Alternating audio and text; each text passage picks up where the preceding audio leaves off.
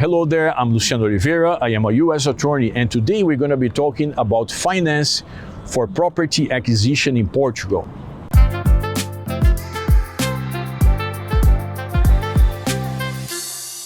Portugal is a very traditional country, and in general it's not easy for foreign citizens to secure finance unless they are residents already.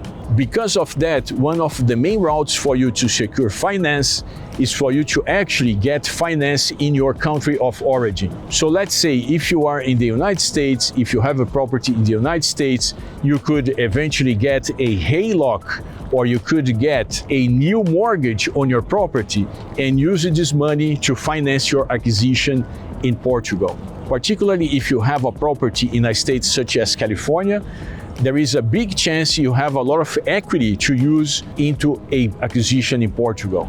Nowadays, there is also cross-border finance, meaning that if you are in the United States, for instance, and if you have an account with a bank such as Santander, which is a pretty international bank, you could probably get finance in the United States to buy the property in Portugal. That's not very common though, particularly for US banks. Another route is for you to get finance after you become a formal resident in Portugal. After you become a resident in Portugal, you're gonna have your ID as a Portuguese resident, you're gonna have the tax ID, you're gonna have a bunch of documents that are gonna make it easier for you to get a finance despite being a foreign citizen. Finally, there is a possibility of a seller self-financing the transaction, which is actually not very common in Portugal.